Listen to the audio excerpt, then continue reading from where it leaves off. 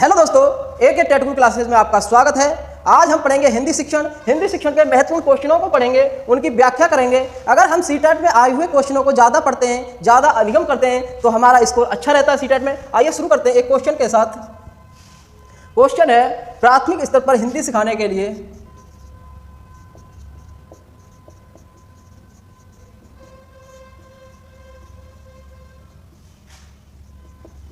हिंदी सिखाने हेतु सबसे अधिक जरूरी है, सबसे जरूरी है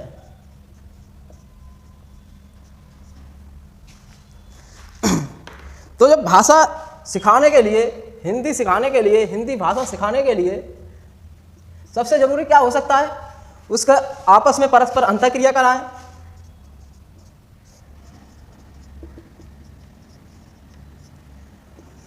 भाषा समृद्ध परिवेश हो,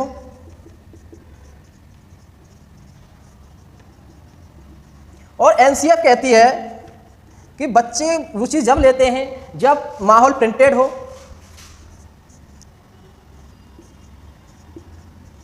हो, मतलब कि जब किताब में कहानी आदि छपी हुई होंगे, चित्र होंगे, तो बच्चे अच्छी रुचि लेते हैं, यानी प्रिंट समृद्ध हो तो बच्चे अच्छी रुचि लेते हैं पढ़ने में, भाषा सीखने में। और जो प्रिंट समृद्ध माहौल होता है वो तीव्रता लाता है भाषा सिखाने में। एनसीएफ कहती है कि अगर प्रिंट समृद्ध हमारा माहौल होगा, जो किताबें होंगी, पुस्तकें होंगी, वो प्रिंट संबंधित होंगी, और टीचर भी अगर चित्र बना करके सिखा रहा है तो बच्चा अच्छा सीखेगा। यानी चित्र जो है वो सीखने की गति को तीव्र करता है।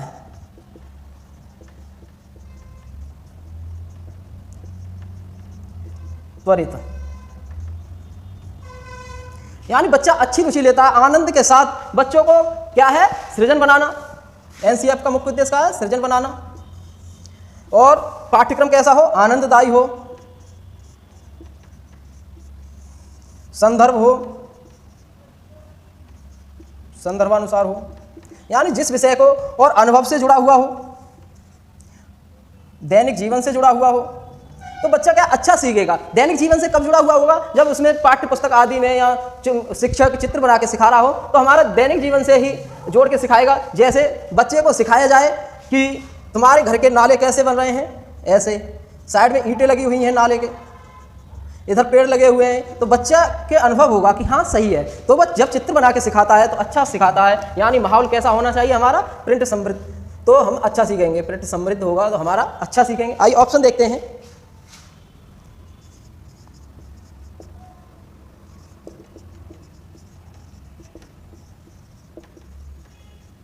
कक्षा में लिखित आकलन, भाषा शिक्षक का भाषा ज्ञान,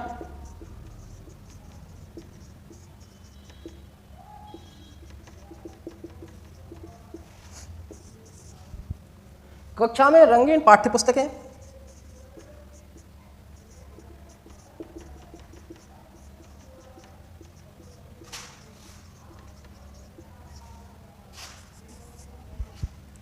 कक्षा में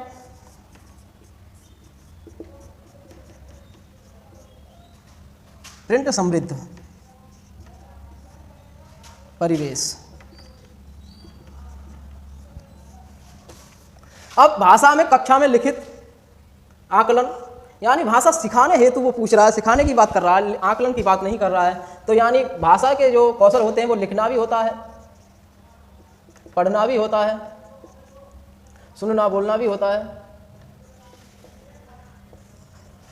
तो लिख करके भी भाषा ज्ञान सिखाया जाता है, लेकिन यहाँ आकलन की बातें कर रहा है, आकलन में नहीं हो रहा। अगर पूछता कि जो लेखन कौशल का आकलन है हम कैसे करेंगे, तो कक्षा में लिखित प्रक्रिया दे करके, कहानी सुना करके उससे कहेंगे अपने शब्दों में लिखें, तो उसका लेखन कौशल अच्छा होगा और लेखन आकलन अच्छा होगा।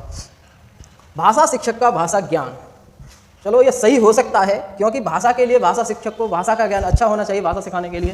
रंगीन पाठ्य पुस्तकें, यहाँ रंगीन की बात कर दे, प्रिंट समृद्ध होता है, ना कि रंगीन पुस्तकों से ऐसे लाल पीली हरी नीली आदि अगर हम बनाते चले जाएंगे, उसमें कोई अच्छी चीज़ें नहीं होंगी, परिवेश की चीज़ें नहीं होंगी, वास्तविक जीवन से जुड़ी हुई नहीं होंगी, तो क्या हमें फ़ायदा करेंगे? तो दो तो हमें लगभग काट ही देंगे। अब ये दो बचेंगे, इनमें कौन सा हो सकता है? कुछ बच्चे इसे देखते ही काट देंगे, प्रिंट समृद्धि का क्या मतलब। लेकिन यहाँ पर एक परिवेश दिया है, इसे देखो कितना अच्छा शब्द है। जो हमारे परिवेश से जुड़े हुए प्रिंट होंगे वो अगर हम सिखाएंगे बच्चे को तो हमें सबसे अच्छा तरीका होगा सिखाने का। कहते हैं उसके वास्तविक जीवन से अगर हम जोड़ के सिखाएंगे, उसके अनुभव से हम जोड़ के सिखाएंगे,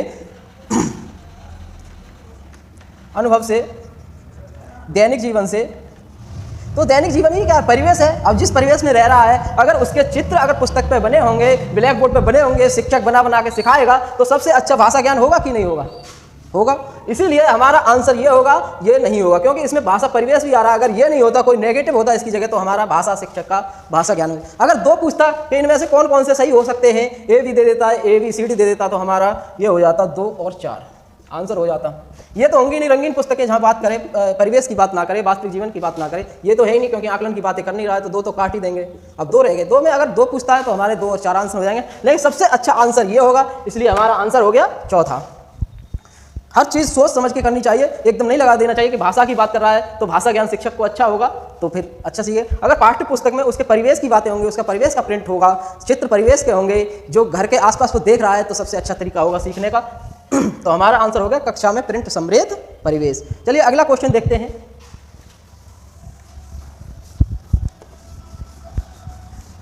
सीटेट कुछ ज़्यादा नहीं चाहता, बस आपके मन की भावनाओं को जानना चाहता है कि आपके मन की भावना क्या है। अगर आप सही तरीके से कर रहे हैं, अच्छे बच्चों के अनुसार कर रहे हैं, बच्चों की आवश्यकताओं के अनुसार क्वेश्चन कर रहे हैं, तो आप जरूर सफल होंगे, क्योंकि 90+ क्वेश्चन केवल आपकी भावनाओं के ऊपर आते हैं, आपके साइकोलॉजी के ऊपर आते हैं। अगर इन्हें सही करेंगे तो हमारे अच्छे अंक आएंगे, क्योंकि जो फैक्ट क्वेश्चन होते हैं उनमें बहुत से ज़्यादा जानते हैं, क्योंकि उनमें लगभग 30-35+ तो आराम से लगा ही देते हैं। जो फैक्ट क्वेश्चन होते हैं 30 और 90 करीबन 125 नंबर हो गए, इतने तो आ ही जाने चाहिए, इसमें से कोई द्वारा नहीं है, 40 में से 35 तो आ ही जाए। चलो अगला क्वेश्चन देखते हैं। बच्चे बोलचाल की भाषा का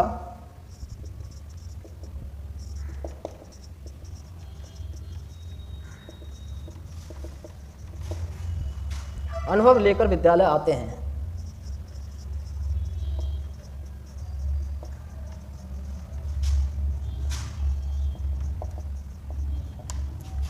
इसका निहितार्थ है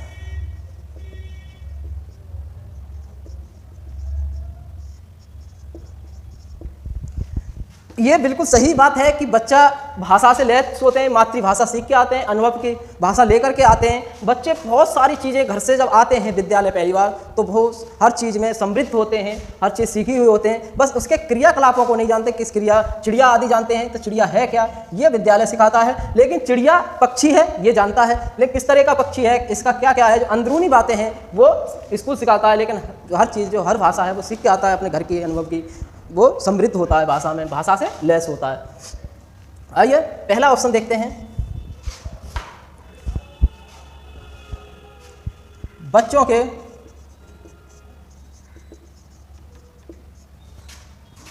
भाषाई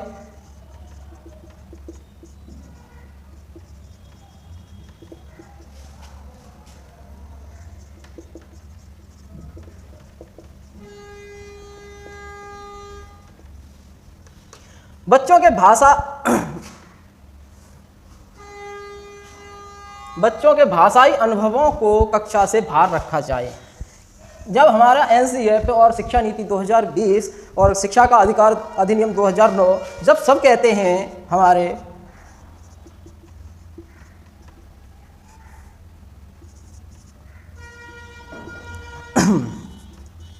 ये सब लोग कहते हैं, ये सब शिक्षा नीतियां कहती हैं हमारी कि जो बच्चा आता है, जिस भाषा में आता है उस भाषा में उसको ज्ञान जोड़ना, उसकी भाषा के साथ ज्ञान जोड़कर उस भाषा को जोड़कर ज्ञान देना चाहिए, अधिगम कराना चाहिए।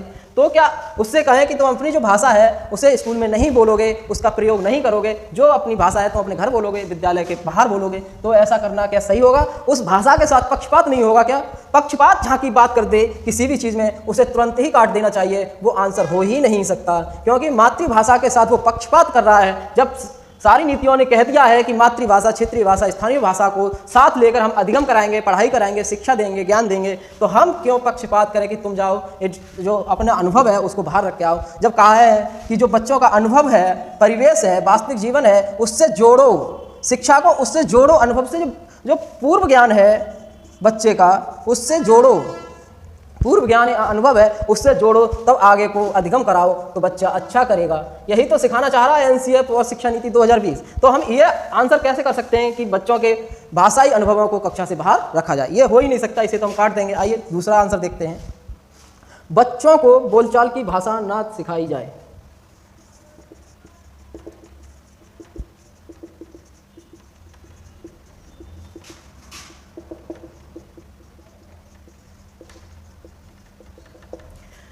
जो बोलचाल की भाषा है, बोलचाल की भाषा का मतलब हो गया मातृभाषा। जो उसकी मातृभाषा है, क्षेत्रीय भाषा है, स्थानीय भाषा है,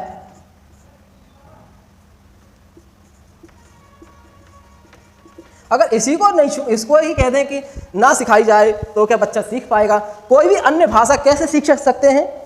मातृभाषा से जोड़ करके अन्य भाषा सीख सकते हैं। ये क्वेश्चन पूछ भी लेता है, अन्य भाषा सीखनी होगी तो मातृभाषा को वरीयता देनी होगी, अन्यथा बच्चे को हम नहीं सिखा सकते। और अगर मातृभाषा के बिना सिखाना चाहते हैं तो प्रत्यक्ष रूप से दूसरी भाषा को सिखा सकते हैं, केवल उसी का वहाँ पर वातावरण हो और किसी भाषा का वातावरण ना हो, केवल जिस भाषा को हम सिखाना चाह रहे हैं उसी भाषा का वातावरण, माहौल बना रखा हो तो दूसरी भाषा सीखेगा, अन्यथा बिना मातृभाषा के कोई दूसरी भाषा नहीं सीख सकता। आइए तीसरा देखते हैं। तो ये भी हमारा गलत हो गया।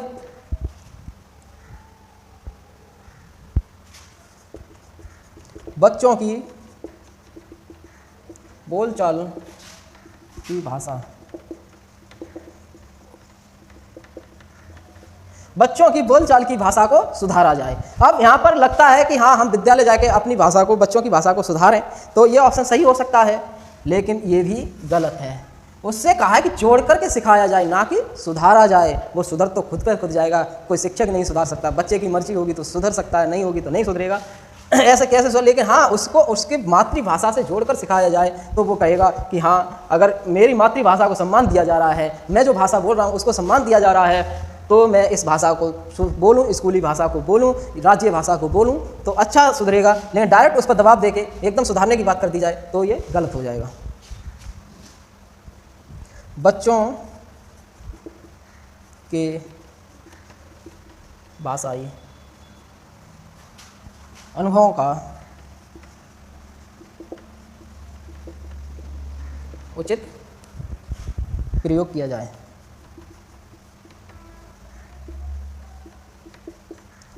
बच्चों के भाषाई अनुभवों का उचित प्रयोग किया जाए। मैं जब से कह रहा हूँ कि बच्चे का जो उपयोग है, भाषा को उपयोग में लाएंगे, उसको प्रयोग में लाएंगे, उसकी भाषा को उचित सम्मान देंगे, उसकी भाषा को जोड़ करके अन्य भाषा पढ़ाएंगे, तभी बच्चा अच्छा अनुभव करेगा, अच्छा सीखेगा और उसे अपने ऊपर गर्व भी होगा। बच्चे को उसी तरीके से सिखाना चाहिए, उसको हीन भावना पैदा नहीं हो। अगर बच्चे की मातृभाषा को हम नहीं पढ़ाएंगे, नहीं सिखाएंगे और उससे चर्चा नहीं करेंगे तो वो अपने में हीन भावना पैदा करेगा कि मैं इस भाषा का कोई महत्व ही नहीं है जो मैं बोल रहा हूँ, तो मैं इस भाषा, तो बच्चा अपने को बहुत ही कमज़ोर महसूस करेगा कि मैं कुछ नहीं जानता, तो बच्चे को ज्ञान नहीं हो सकता। अगर हीन भावना बच्चे के मन में घुस गई तो बच्चा ज्ञान प्राप्त नहीं कर सकता, समझ नहीं सकता। तो बच्चे को हीन भावना बिल्कुल नहीं आने देनी है, उसके उचित प्रयोग करना है उसकी भाषा को, मातृभाषा को। चलो अगला क्वेश्चन देखते हैं। हमारा आंसर चौथा हो गया।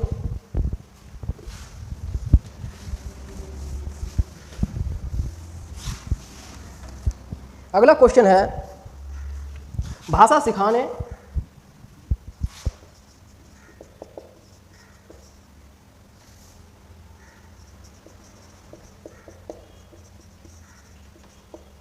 सीखने सिखाने में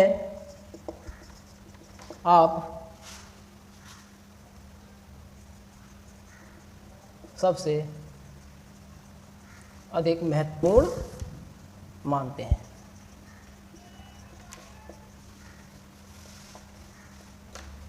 तो पहला है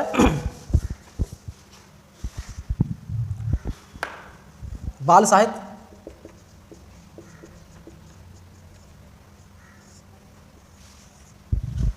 संज्ञानात्मक विकास,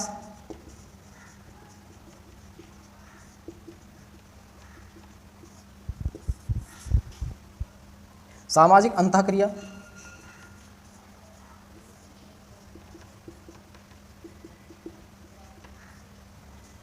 चौथा है दृश्य श्रव्य सामग्री।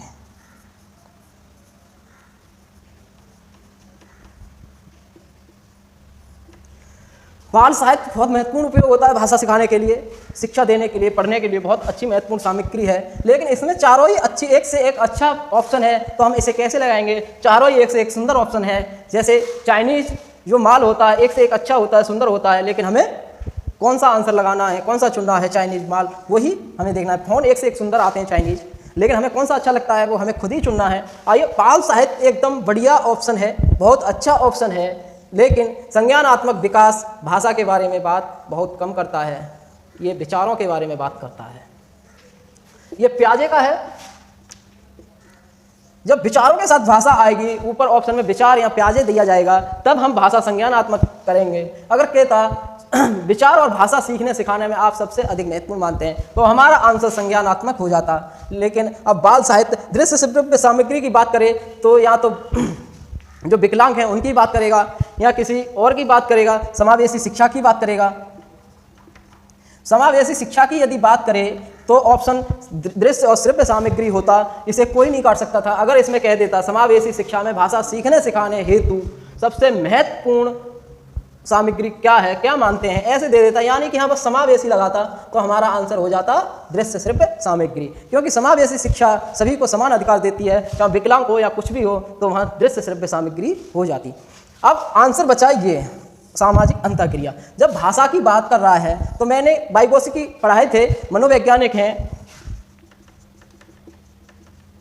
डायरेक्टली इनडायरेक्टली वो भाषा के क्वेश्चन में, यानी हिंदी संस्कृत आदि के क्वेश्चन में वो क्वेश्चन जरूर डाल देता है, चाहे वो किसी भी तरीका से डाले, लेकिन वो डाल ही देता है, बिना नाम के भी डालता है, और वो आंसर होता है। जब भाषा की बात कर रहा है और जहाँ सामाजिक बात हो, अंतःक्रिया की बात हो, तो सबसे बेस्ट तरीका कौन सा है? तो भाषा सीखने सिखाने में अगर चौमस्की आते, चौमस्की का यहाँ ऑप्शन होता कोई, तो हम चौमस्की लगाते। फिर मैंने बताया है कि अगर चौमस्की ना हो तो दूसरे नंबर पर हम किसे लगाएंगे भाषा के ज्ञान में? वाइगोत्स्की को। क्योंकि वाइगोत्स्की कहते हैं कि समाज से, अंतःक्रिया से भाषा बच्चा सीखता है, आपस में परस्पर बातचीत करके भाषा सीखता है, समूह से सीखता है, सहयोग से सीखता है भाषा को। भाषा, जब इन्होंने कहा है कि समाज,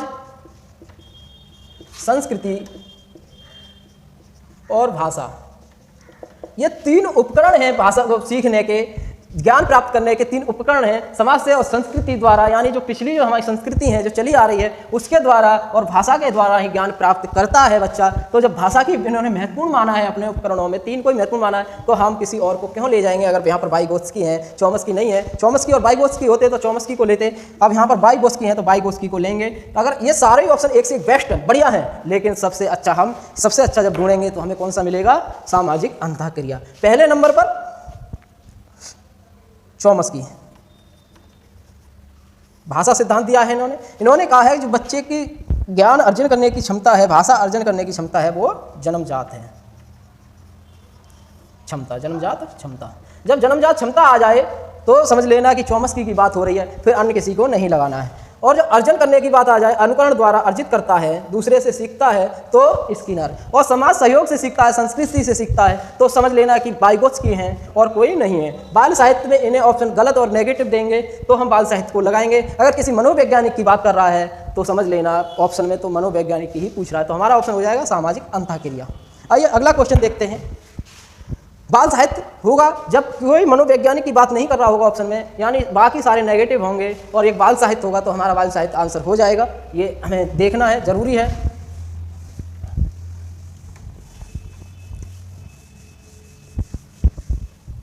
चौमस्की, वाइगोत्स्की और स्किनर ना हो, उसके बाद हमें बाल साहित्य को लगाना है, उसके बाद हमें प्याजे को लगाना है। आइए अगला क्वेश्चन देखते हैं।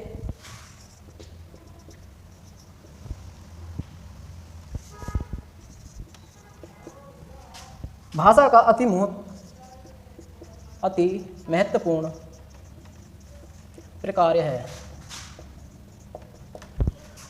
भाषा का अति महत्वपूर्ण प्रकार है, तो भाषा सीखने का महत्वपूर्ण प्रकार क्या होगा? सुनना, बोलना, सुनना, बोलना, पढ़ना, लिखना।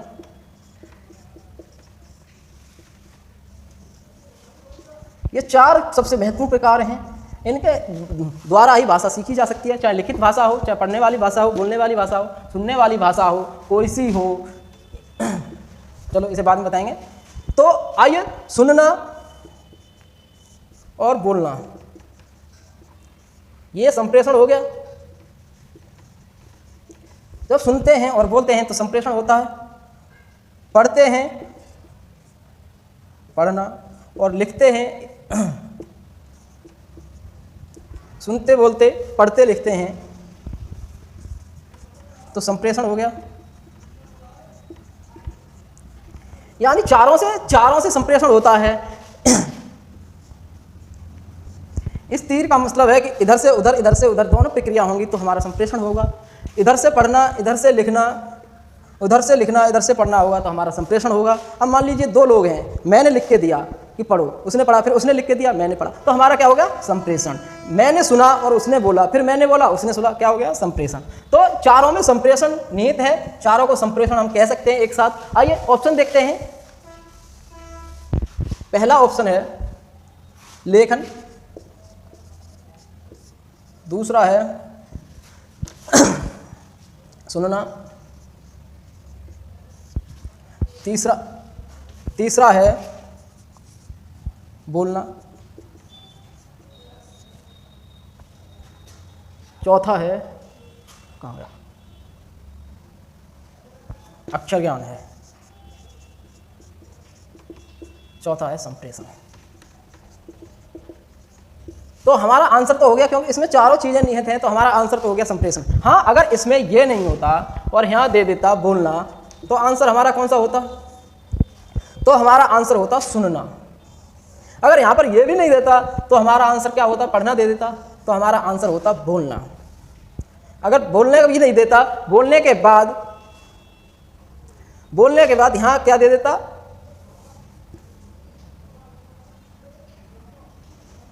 पुस्तक दे देता, तो हमारा कौन सा होता सबसे अच्छा? इसमें कौन सा है? पढ़ना। क्योंकि अगर क्रम से देखी जाए तो सबसे अच्छा, सबसे पहला महत्वपूर्ण है सुनना। संप्रेषण ना दे, सबसे पहला सुनना, दूसरा बोलना, तीसरा पढ़ना, सबसे महत्वपूर्ण है, चौथा है लिखना। अगर खाली लिखना देता और कोई ऐसे ही उल्टे सीधे ऑप्शन दे देता तो हमारा सबसे अच्छा होता लिखना। इसी प्रकार ध्यान रखना है, दे देता है क्वेश्चन में, कोई कुछ भी नहीं देता है, ऐसे ही उल्टे सीधे दे देता है, तो हमारा सबसे अच्छा कौन सा होगा? जो क्रम वाइज देख लें, जो सबसे पहले है वही आंसर होगा। क्रम वाइज याद रखें, सुनना, बोलना, पढ़ना, लिखना। अगर क्रम वाइज लास्ट वाला है, 3 नहीं है, तो हमारा लिखना होगा। अगर 2 नहीं है, पढ़ना और लिखना है, तो हमारा पढ़ना सही होगा। बोलना, पढ़ना, लिखना है तो हमारा बोलना होगा। ऐसे ही देख लें कि अगर जो क्रम में है सबसे अच्छा, वही सबसे अच्छा होगा। अगर इसमें है तो इसमें ये सब है तो संप्रेषण सबसे अच्छा होगा, क्योंकि इसमें चारों निहित हैं, इसलिए ये हो जाएगा संप्रेषण। आइए अगला क्वेश्चन देखते हैं।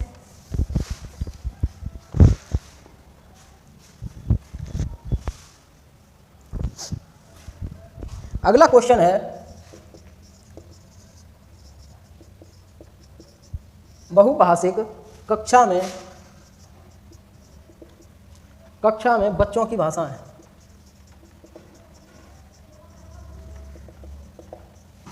बहुभाषिक कक्षा में बच्चों की भाषा है। जब बहुभाषी बच्चे होंगे, बहुभाषा को हमें क्या करना चाहिए? सम्मान देना चाहिए, संसाधन के रूप में देखना चाहिए।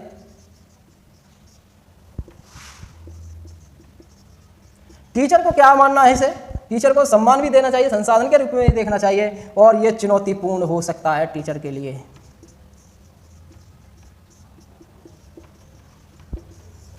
जब ऑप्शन में सम्मान और संसाधन आदि चीजें ना हो तो चुनौतीपूर्ण आंसर हमारा सही होगा, क्योंकि बहुभाषा जो होती है वो शिक्षक के लिए चुनौतीपूर्ण है, लेकिन चुनौतीपूर्ण के साथ साथ हमें उसे संसाधन के रूप में देखनी चाहिए, क्योंकि इससे अलग अलग चीज़ें, भिन्न भिन्न तरीका, भिन्न भिन्न भाषाएं हमें सीखने को मिलती है। जैसे कोई उर्दू बोल रहा है, अंग्रेजी बोल रहा है, फारसी बोल रहा है, अन्य अन्य भाषाएं बोलने वाले बच्चे हैं, तो बच्चों को क्या है, अलग अलग भाषाओं का ज्ञान होगा, यानी वो संसाधन हो गया, एक तरह का साधन हो गया। और जब इनमें ऑप्शन में ना हो तो चुनौतीपूर्ण तरीका है बच्चों के लिए सिखाने के लिए। चुनौती तो होगा ही, जब अन्य भाषा है तो शिक्षक के लिए तो चुनौती है एक तरह की, लेकिन संसाधन और सम्मान देखना चाहिए। आइए ऑप्शन देखते हैं।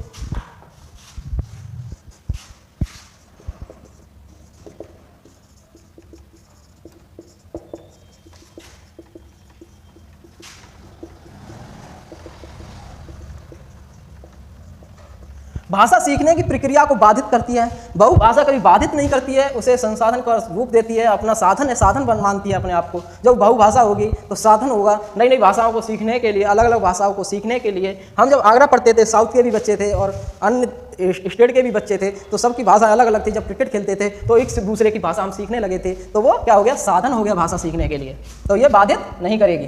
दूसरा है संसाधन के रूप में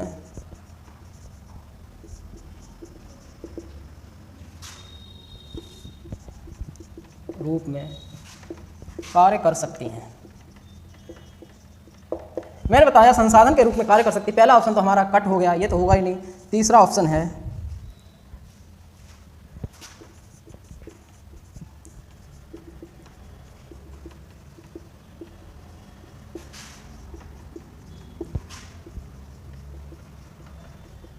मैंने ये भी बताया कि शिक्षक के लिए चुनौती होता है। बहुभाषिकता की क्लास अलग अलग भाषा के लिए हैं, तो शिक्षक के लिए चुनौती है अलग अलग भाषाओं में सिखाना, ये शिक्षक के लिए चुनौती है। चौथा है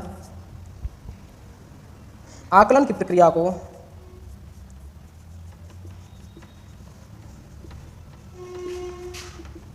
बाधित करती है। जहां बाधित की बात करें, बहुभाषा में बाधा डालने की बात करें, तो उसे तुरंत काट देना चाहिए, क्योंकि बहुभाषा हम बाधित नहीं कर सकते। अब ऑप्शन हमारे पास शिक्षक के लिए बेहद जटिल चुनौती है, ये भी सही है, और संसाधन के रूप में कार्य कर सकती है, ये भी सही है। अब हमें आंसर देखना है सबसे अच्छा कौन सा है। तो शिक्षक के लिए बेहद जैसे शब्द आ जाए तो हमें काट देना चाहिए 90%। बेहद जटिल चुनौती है, यानी कि सबसे अच्छा ऑप्शन हमारा कौन सा होगा, संसाधन होगा। दूसरा होगा सम्मान। भाषा के रूप में अगर बहुभाषित दे रहा है तो पहला संसाधन, क्योंकि संसाधन के रूप में उसे देखनी चाहिए भाषा को। तीसरा होगा चुनौती। तो इसमें अगर ये चुनौती वाला संसाधन वाला ऑप्शन नहीं होता तो हमारा आंसर हो जाता है ये, लेकिन इसमें बेहद भी दे दिया इस तरीके से, आंसर तो हमारा फिर तो संसाधन ही होगा, क्योंकि संसाधन के रूप में कार्य कर सकती है। बिल्कुल करेगी संसाधन के रूप में। बच्चा अलग अलग भाषा को, शिक्षक अलग अलग भाषाओं को सिखाने में बहुत मददगार है। जब भाषा की क्लास होगी तो अलग अलग भाषाएं सिखाई जाती हैं, कि संस्कृत, हिंदी, इंग्लिश आदि भाषाओं को सिखाया जाता है। जब उसे बच्चे ही मिल जाएंगे उसे अलग अलग भाषा के, तो उसे संसाधन के रूप में कार्य करेगी, ज़्यादा फिर उसे चुनौतीपूर्ण यानी ज़्यादा जटिल नहीं लगेगी। तो यहाँ पर ये काट दिया जाए। चुनौती तो है लेकिन बेहद जटिल नहीं है। चुनौती तो बहुत है लेकिन जटिल नहीं है। तो हमारा आंसर ये कट गया, ये भी कट गया, ये भी कट गया। आंसर हो गया संसाधन के रूप में कार्य कर सकती है। आज के लिए इतना ही। कल आएंगे संस्कृत की पेडागोजी। धन्यवाद। सब्सक्राइब करें, लाइक करें, कमेंट करें, जरूर करें यार, कुछ तो करो।